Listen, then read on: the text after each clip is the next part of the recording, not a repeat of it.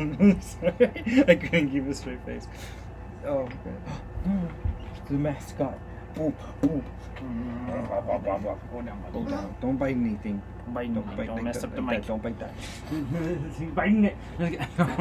Welcome to the Party Pal.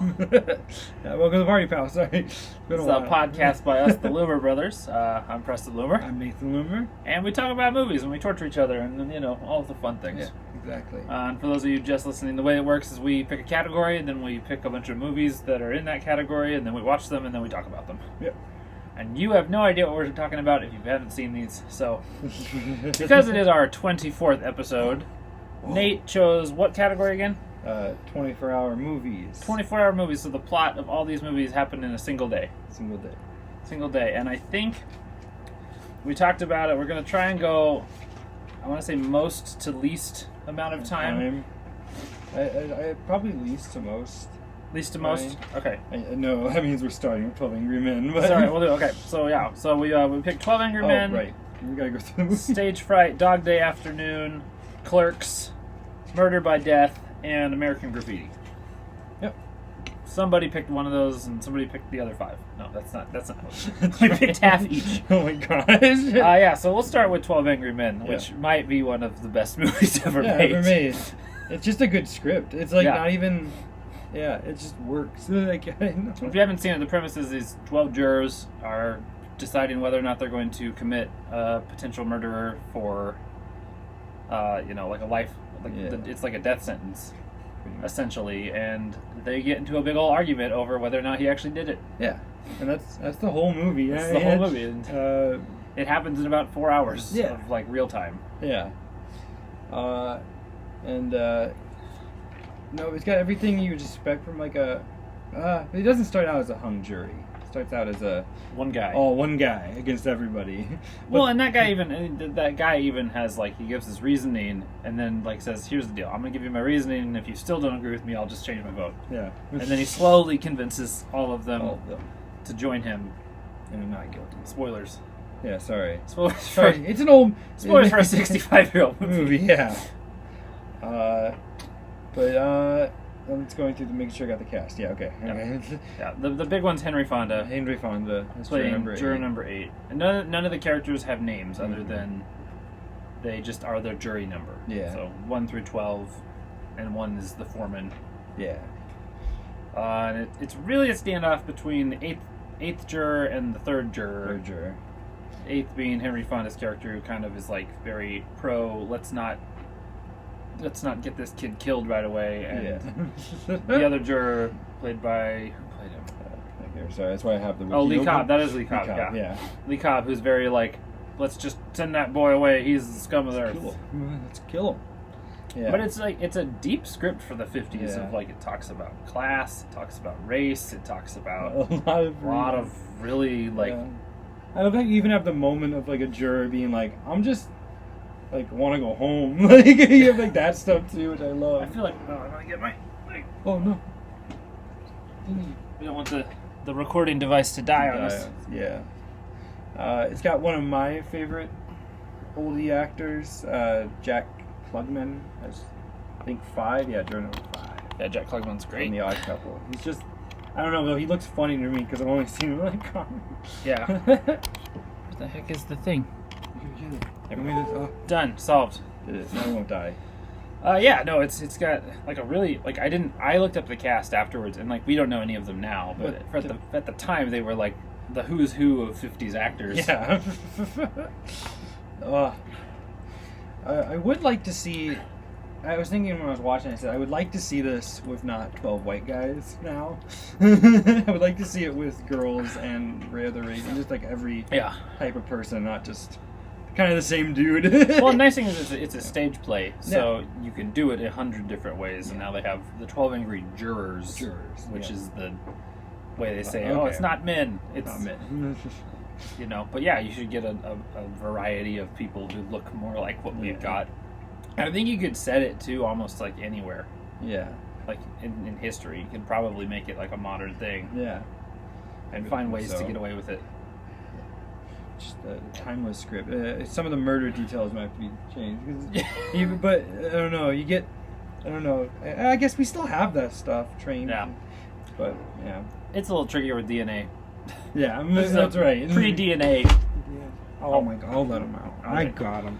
You entertain the mascot. The mascot needs to leave. He needs to go outside. Go to Mama. Go down to Mama. He might be whining at the stairs. Okay. Be ready for it. Okay.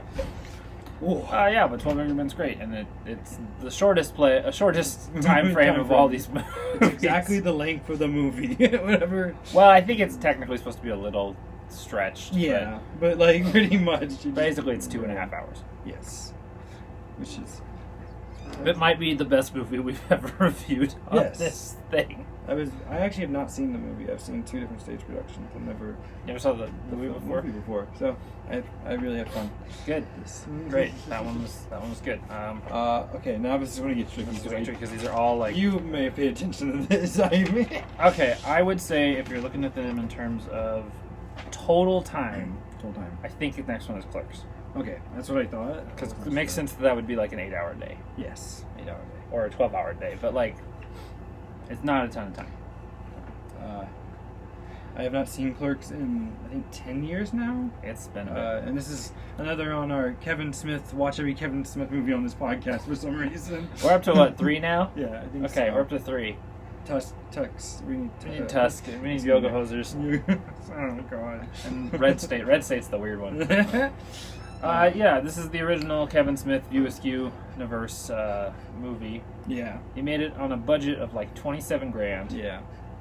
And it feels like a college student. Like, it's good, but it feels like a college student project. Oh, yeah. Because it's black and white. Black and white, shot it in. Well, and there's some fun facts about, like, the reason that they've gummed the locks of the quick stop is because he had to shoot at night. And he didn't want to have to explain why it was dark outside. So he just said, if I just keep the shutters down, then I don't have to, like, justify why it's dark outside. Yeah. You know, so they wrote that into the thing. And this movie was one of the few movies that almost got an NC-17 rating because of the language it used. Not because of any, like, explicit stuff they show. They don't show anything. No.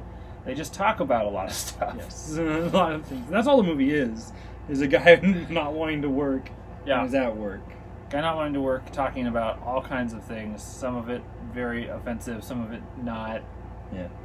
Just, and then his like coworker who's like the opposite of like. Yeah. He shows up. He's not trying at all. I wondered if. Oh God, I won't kick that. If Kevin Smith and his friend thought that Jay and Silent Bob would be reoccurring in their career.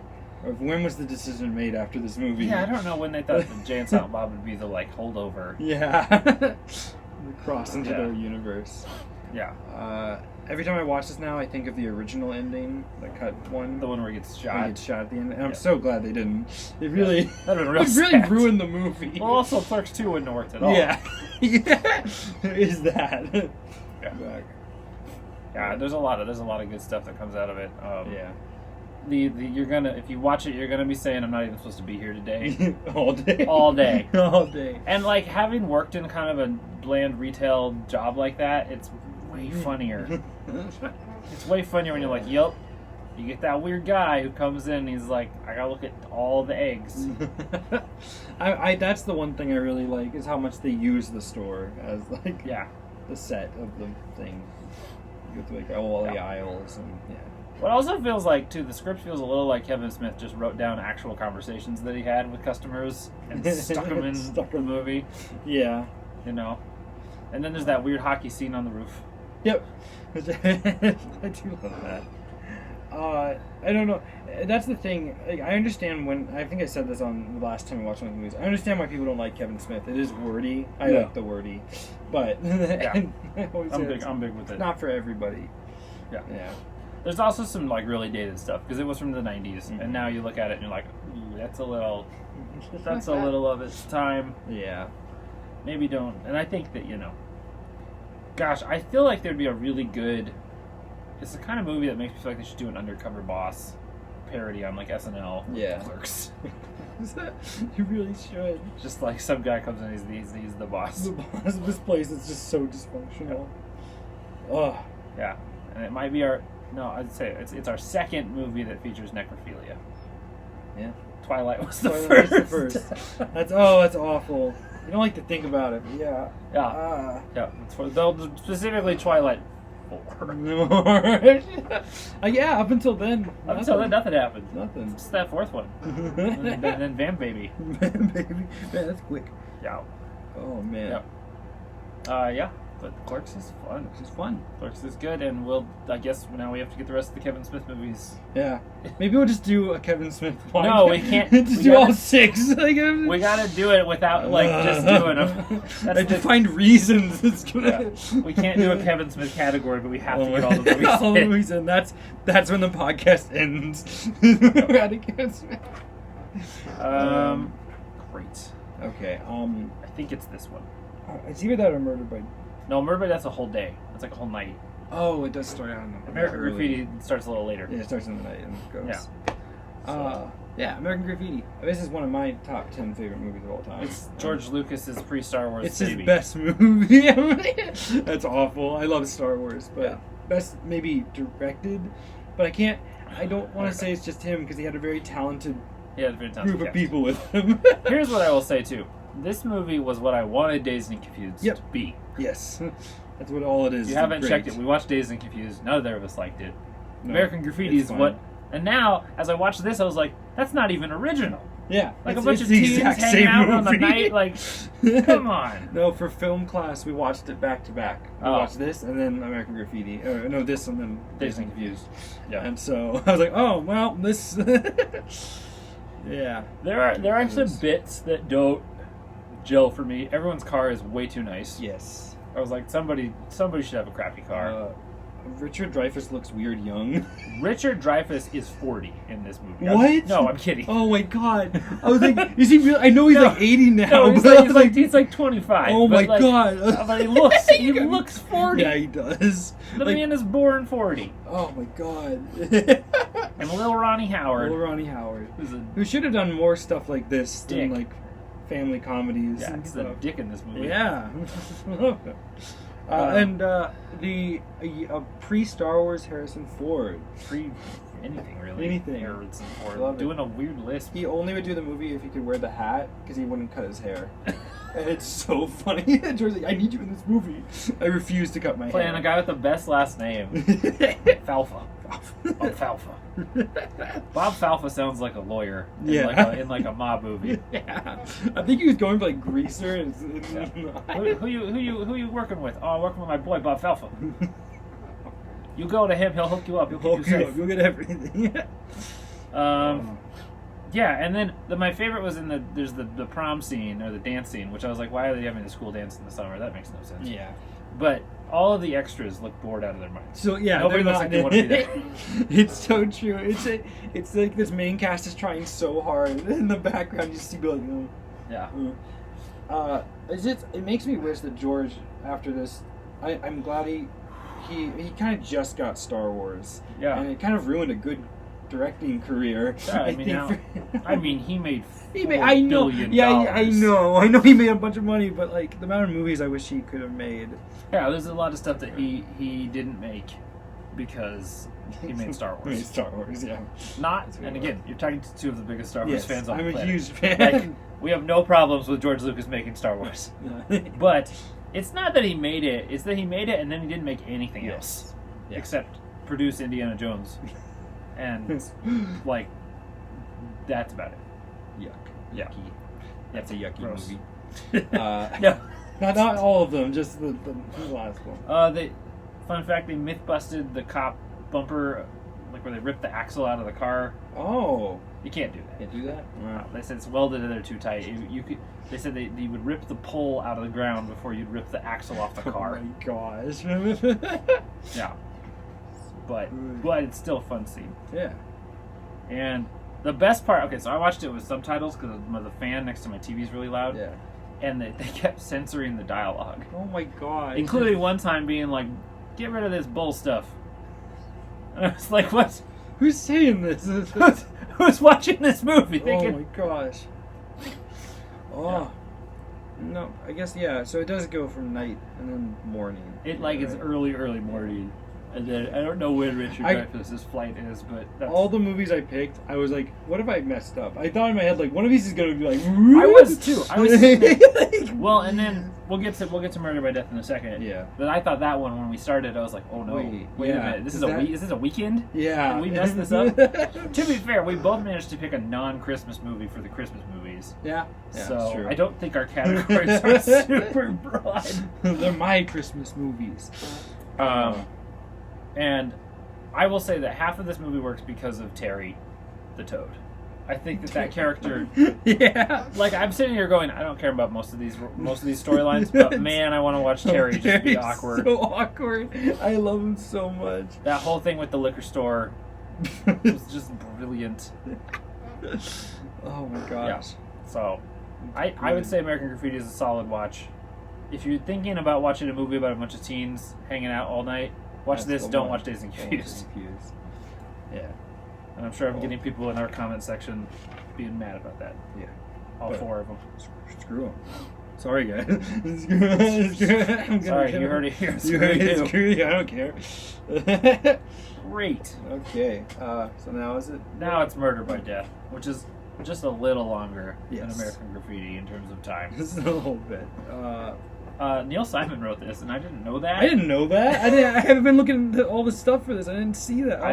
I was like, oh, Neil Simon. Of course. It is Farsi. And it makes total sense, and it's very... So, Murder by Death is a murder mystery movie that basically parodies kind of the 5, like, most well-known detective types. You got Perot, you got Jessica Marples, Nick and Nora Charles, Sam Spade, and Perot. No, I said Perot. Who's the fourth one? Who's the fifth one? Oh, Charlie Chan. Charlie Chan. Yeah, that's right. Charlie Chan. They go to a house all together, basically told whichever one of them can solve a murder that's going to occur will get a bunch of money. I think it's like $1 million. It's a good plot. Yeah. It's a really. And then antics ensue. Yeah. They're played by, at the time, came out in '76, though each of the detectives is played by like a top tier comedian. Yeah. Except for Jessica Marples, who's played by an actual classical actress. Yes. I'm surprised this movie isn't still watched. I am not surprised it's not still because watched. all the main cast members are not only big for their time, they're still like household names. You got Alec Guinness, Maggie Smith, Peter Sellers, Peter Falk, yeah, and Truman Capote. Truman Capote being just the weirdest. doing his Truman Capote thing. I think it's hilarious that Alec Guinness did this movie, then did Star Wars, and said Star Wars was garbage. Was the garbage? I know. I'm like, what? Did you see what you just did? Although that part where he has to play all the different, like, he's trying to... That is my favorite. They're all accusing... At the end of the movie, they're all accusing him of doing different stuff and being different people, and he, like, goes into these personas.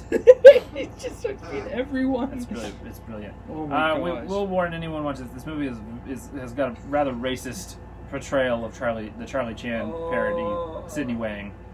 But this is my thing. I'm not saying this to justify it. Guys, don't yellow face. Don't yellow. But no actor who's played Charlie Chan for a long time was Asian. Yes. So, and I don't know if they intentionally made Peter Sellers play the Asian stereotype because of that, or if it was just racism. We just need we have this guy on bill to be in a movie, and we need him to be in. We just need Peter Sellers to be in a movie, and he'll do this. And to be fair, he is the funniest part of the movie still. I disagree. You disagree? I disagree. I think Peter Falk is the funniest part. Okay. I think all those Sam Spade monologues that he does, where he's like, "Baby doll, I'm going to the can. You can't come with me this time. Yes. I got to do this thing alone." You may be right, because he also is just playing his own detective. Yeah, he's just Columbo. There's nothing. They told him come in and be Columbo. Yeah, it's so great. Yeah, it was like I think was this pre-Columbo though? Was it? Was it post or pre? Now you got to find out. Okay, Google Columbo. So this came out in 76. And this probably is. Some person at home is like knowing exactly when this thing came out. One of our 7 viewers. Columbo? No. Okay, this is 10 years after Columbo. Okay, Columbo's in the 60s. 1968. Okay, great. So he is just playing Columbo. I was watching this in between playing games of Among Us, and I was like, man, everybody's sus. Everybody's sus. Everybody's a little sus. Yeah. Oh my gosh. And I was also like, I've seen a couple Agatha Christie plays, and this is not that far off. Yeah. From, like you, Oh. conceivably, if you had told me this was just one of Agatha Christie's like Yeah. lesser novels, I would have totally believed you. I still, every time I watch, I'm like, what is the mystery? And I'm like, all right, we don't really. I mean, we do find out, but not. It's not. By the end of It's it, you not just don't care. Yeah, like just everyone get out. That meta commentary at the end is so brilliant, though. When they're calling out the like. So at the end, they call out all these murder mystery tropes from the different books of like, you bring in a character 2 minutes before the end of the book who hasn't shown up the whole time. You pull these large twists. You put no clues for the audience to follow you, and then suddenly solve it by magic. Like all this stuff. So they do all that stuff, and then basically you're like, no, it's the most obvious damn solution. Yeah. Oh gosh, and I wish, because there's that thing, a sequence where they're all in their own bedroom of death, like they all get assigned a room, and there's like a different way that they're supposed to die, and none of them do. I wish that like all but one survived. So like, how did, how did you? That would have been funny. You just, but it's funny though. it's funny. Like I laughed. I tried to get my wife to watch it. She didn't want to. It's okay. That's how it goes. That's how it goes. Cool. Now we got either movie. scary or intense. If he's about the same, Either close. I Honestly, think they're this close. one's a little longer. I think you're right. I think so. Yeah. I think this one's a full day, and this one's like Yeah. a full day and some. Good. Dog Day Afternoon, Oh, or as I call it, Al Pacino be sweaty. he'd be very sweaty. Al Pacino be real sweaty. He's sweaty. Oh. I love young Al Pacino. Looked like young Al Pacino. Oh, a little bit, yeah. You're killing me with these tomatoes. I don't know what that's not a line from Oh my anything. gosh. That's just me trying. It's weird though, because he's such a attractive when he was this age, and every movie he's in is like put him as like the hot guy, and everyone else around him looks weird. Yeah. Yeah, it's weird people around him. I was like, so it has him, and then it has Fredo, Yeah, and I was like, this is just a Godfather. he's just the prequel. Godfather. I don't know how I did this. I picked 2 Sidney Lumet films. Oh, okay. He does this and 12 Angry Men are both Yeah. directed by the same guy. That's right. This is a good. It was kind of nice to see Pacino not doing As like much a Pacino. serious role. Yeah. Like he's still serious, but he's not like that. You know what actors are like. I'm acting now. Yeah. He doesn't do that. He kind of is just like spazzing the whole time. Yeah. And it's like my favorite bank robbery movies are when the bank robbery goes horribly Oh wrong. yeah. That's, Bank robbery going horribly wrong is just, I don't know how, they're always funny. yeah. Even when they're not trying to be. That's why the Joker one's not funny at all. Joker's not Nope. funny. I gotta tell the. Can I tell the? I know you can Google it. The stabbing that happened because of this movie. No, tell me. Oh, yes. Yes. No, I know what you're talking about. Oh, okay. I was gonna quickly sum it up. So this is based on a real bank true robbery thing that happened with these 2 guys. In real life, I think they both just got captured. They both got arrested. In this movie, they set it up that Al Pacino betrays his partner. Yeah. So one of the prisoner who heard that somebody was playing in a movie wanted to watch it in his prison, and they gathered a big group and put it on the screen, and then everybody in the prison thought that he was a rat and thought this movie was exactly true. So he got stabbed 4 times that night by different inmates and had to be moved to a prison that hadn't seen the movie. Yeah. God, that's terrible. It's so funny. So bad. It's so funny. funny. The other thing this movie has, which is crazy cool, is a trans character in a movie in the 70s. Yeah. Which, not played as a joke. No, not played as a joke. Which is true. It's really what happened. Yeah. Is that, I don't remember the character's name, but Pacino's character's in a relationship with a trans woman. Yeah. And in this, she's played by Chris Sarandon of Princess Bride fame. Yes. Who's freaking brilliant. He's probably the best character in the movie. Yeah. But it's a real strong, pro trans rights, push. Which I was like, I don't. If you told me a movie in the 70s did that, Yeah. A movie with Al Pacino as well. That's Al Pacino, I don't know why. Yeah. I also think this could be a play. Yeah. I think you could do You it. could do it. And I also think you should do it with women. I think it'd be interesting to see a bunch of gals robbing a bank. Robbing a bank. God, yeah. More women More women. robbing banks, please. That's it. We're taking all these movies, we're gender swapping them. Gender swap every Doing movie. that. That'd be so good. Actually, yeah, I wouldn't mind American Graffiti. Yeah. That'd be an interesting category of movies we want gender swaps. Yeah. Yeah, I didn't know this was a true story before we watched it, and then the more that went on, I was like, Oh. what? Oh. What happened? Oh my gosh. I Yeah. love this movie. It's the one you picked it. I almost picked it. It was, and I bumped something for it. Yeah. I don't remember what I bumped now. I know what it is. Want me to say it or want me to... No, don't say it. Don't Yeah, say it. We'll I'm say gonna it. We'll do it in the future. Yeah. I bumped something for it because I was like, I gotta do Dog Day After. Yes. Yeah, man. So good. We're Well, some good movies for this I know. 24-hour thing, actually. We don't have a lot of jokes because everything was good. Yeah. Oh, but wait. We have one more. Okay, I didn't hate it. Welcome to Stage Fright, or as we call it, Preston's gotta find a slasher movie for every category. Every category. And not only that, you have to find a movie that has... There's 3 other movies that are named Stage Fright. Yep. So I had to keep making sure I was getting the right Yep. one. Okay, Oh, because it wasn't God. originally called Stage Fright. So Stage Fright's an Italian slasher Yes. movie from the 70s.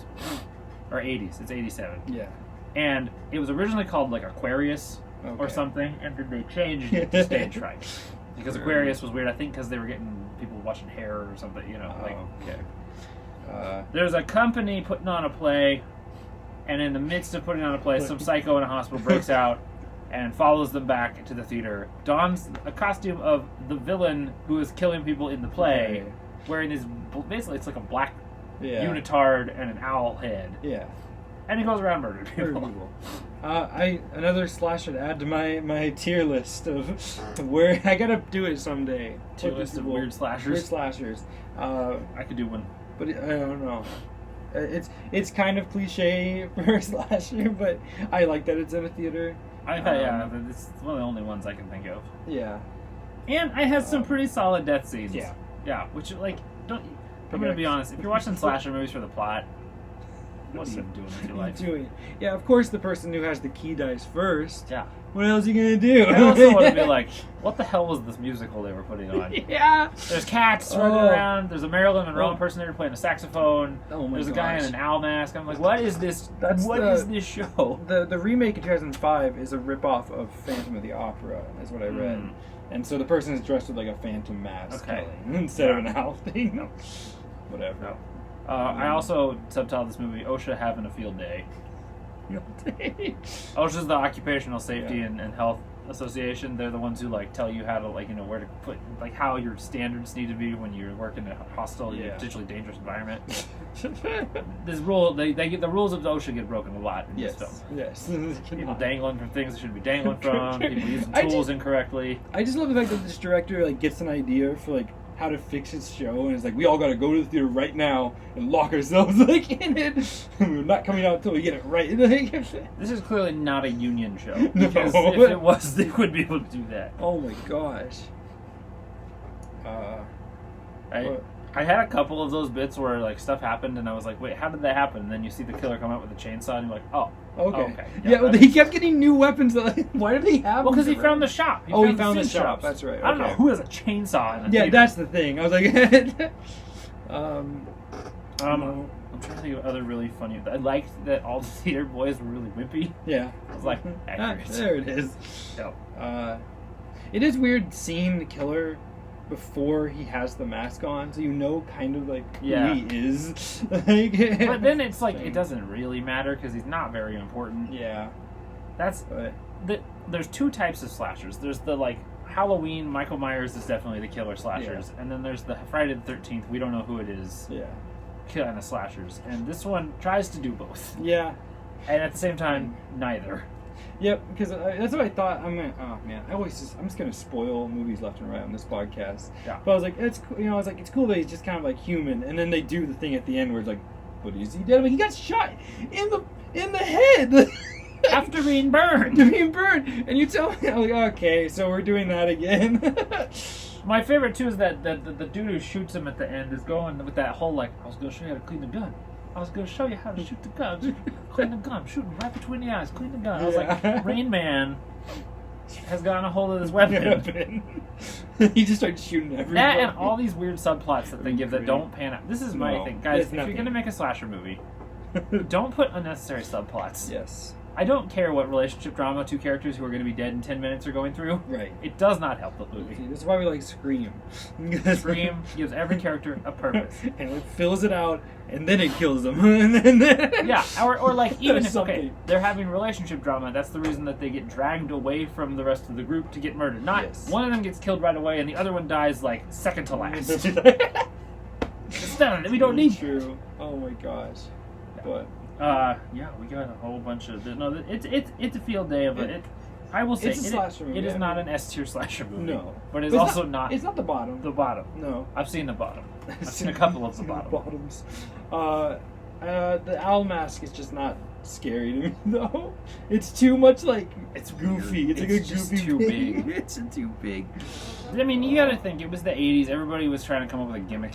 Yeah. And that's the trick. And Italians are like the masters of horror, so they're always learning weird stuff from each other. It's weird because it felt though like they were trying to copy like a Halloween type feel. To be fair, everything does that. Yeah, because you gotta follow the king. You know? The only movie that's the thing is it was Halloween. Everybody was trying to do that. Yeah. Or it was Texas, and then Halloween, and then Friday, and then Nightmare, and then they were like, okay, maybe we should stop. And then Scream happened, and they're like, wait, we got to do more of these. Do more. Bring it back. Here's the deal: if you're gonna come up with a scary movie, make it original. Yes. Or a very, very good homage. Yeah. But like, I mean, like, there are not many, so. No. Oh my gosh! It's sad to say some of the homages are better than sequels, though. To the movies. I'm gonna be honest. I will stand up with the exception of Nightmare on Elm Street. The big like remakes of pretty much every slasher movie I've seen from back in the day are better than at least one of the sequels. Yeah. Like Texas, Friday, Halloween. Although I'm a big fan of the Rob Zombie Halloween because it's terrible and I love it.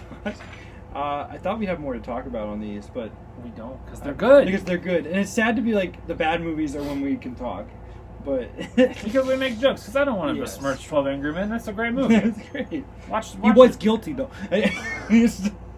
It's very possible. That's the nice thing about that movie is he could be, and they just let him go. Well, it's a very good description of our criminal justice system, which is you could let a murderer go. Yeah. You could put a guy who's innocent in jail just based on how the evidence stacks up.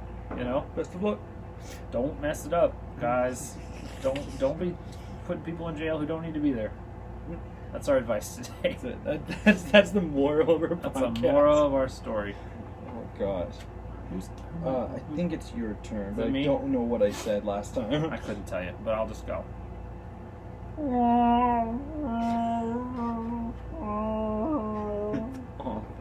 There you go. Was it just because you watched Star Wars? Yep, that's just because I watched Star Wars last night. You're welcome, guys. You're welcome. Thanks for joining the party. We'll be back in the future.